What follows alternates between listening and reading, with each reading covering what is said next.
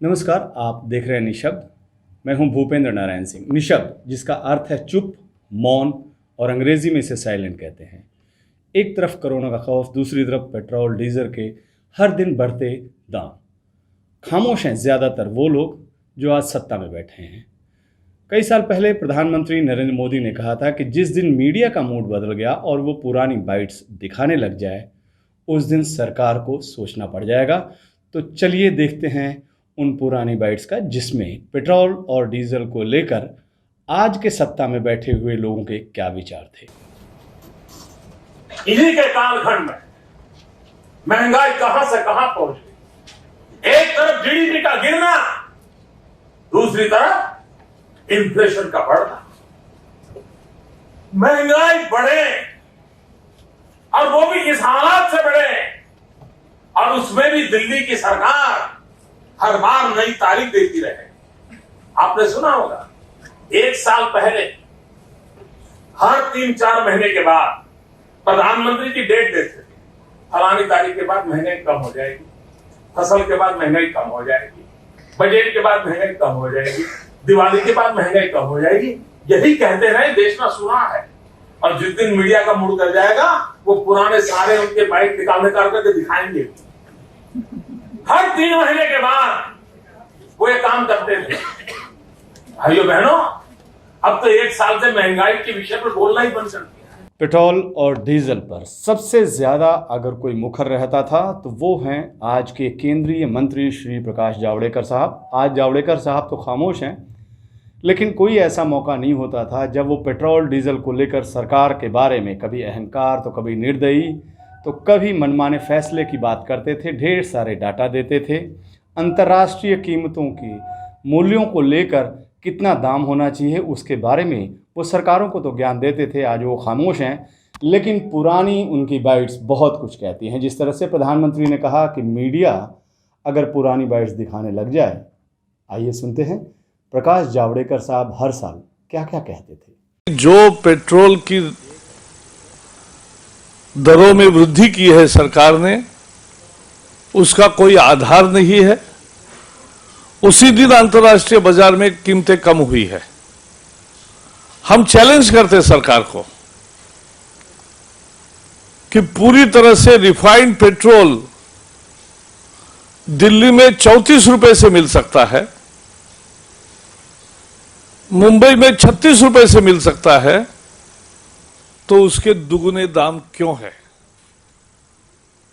ये लूट है और तुरंत ये कीमतें जो बढ़ाई है वो वापस लेनी चाहिए। लोगों को कितना लूटोगे और एक क्षेत्र से कितना वसूलोगे? पेट्रोल के दाम इस साल में पहले 8 महीने में 25% बढ़े हैं। 60 रुपए थे जनवरी में, आज 80 रुपए हो गए। तो ये 20 रुपए की बढ़ोतरी 8 महीने में, ये बहुत बेहद ज्यादा है, अन्याय है। और सरकार का ये तर्क कि दुनिया में बढ़ा है, ये गलत है। इंडियन बास्केट का दर देखे तो जनवरी का दर भी 100 और 110 के दरमियान था, आज भी वो इतना ही है। और ऐसा होने के बावजूद भी सरकार दाम बढ़ा रही है। ये जनता पर एक जिजिया टैक्स है। लोकतंत्र में जनतंत्र का ये सबसे बड़ा वर्डिक्ट है, लोगों ने दिया हुआ। लोगों का कहना आज साफ हो गया कि सरकार तुम चूक रहे हो और आप तुरंत सुधरो। आप रोल बैक द प्राइसेस, जो कीमतें बढ़ाई है वो वापस लो। लेकिन सरकार ही जब लूट शुरू करती है तब उसे क्या कहे? पेट्रोल में एक महीने में 5.5 रुपए की बढ़त करना 2 किस्तों में, ये लूट नहीं तो क्या है? उसे दिन दहाड़े डाका ही कह सकते हैं। आपातकाल, आगाह, सड़क से संसद, परेशानी जैसे शब्द सैयद शहनवाज हुसैन हमेशा अपने प्रेस कॉन्फ्रेंस में जिक्र करते थे।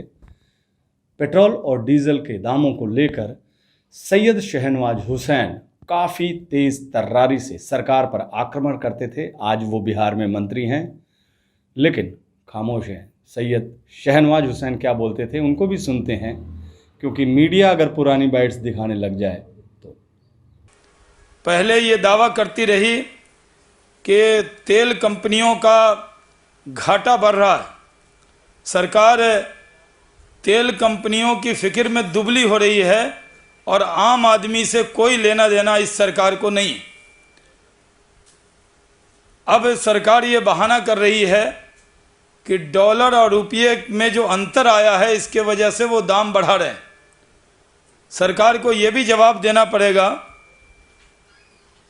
कि जब तेल के दाम बढ़ते हैं, पेट्रोल के दाम बढ़ते हैं, तो उससे सरकार दाम बढ़ाने के पर एक्साइज ड्यूटी में मुनाफा भी कमाती, तो दाम बढ़ाने की आड़ में आम आदमी पर जिस तरह का बोझ सरकार डाल रही है, इस सरकार को कोई नैतिक अधिकार नहीं है आम आदमी की बात करने का।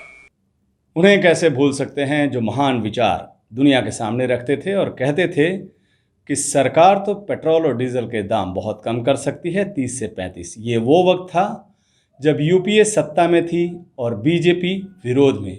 अब वही खामोश हैं। अब रामदेव कहते हैं कि पेट्रोल पंप उनके हवाले कर दिए जाएं ताकि वो डीजल पेट्रोल के दाम कम कर सकें। मैं पेट्रोल पंप लगा दूं और ये इंडियन गवर्नमेंट मुझे जो है लगाने की अनुमति दे दे और टैक्स के ऊपर थोड़ी छूट कर दे, तो मैं तो 35-40 रुपए डीजल पेट्रोल दे सकता हूं पूरे हिंदुस्तान को। इस प्रोग्राम में बस इतना ही, लेकिन जाते जाते आपसे गुजारिश है कि अपने मुद्दों के लिए, अपने परेशानियों के लिए आपको मुखर होना पड़ेगा, क्योंकि राजनीति में जो लोग आज बैठे हुए हैं वो विपक्ष में होते थे तो अपने स्वार्थ, अपने हित और अपनी पार्टी के लिए तो बड़े बड़ी डींगे मारते थे, बहुत कुछ बोलते थे, लेकिन आज पेट्रोल डीजल की बढ़ती महंगाई पर खामोश हैं। फिलहाल इस प्रोग्राम में इतना ही। नमस्कार, आप देखते रहिए INC TV।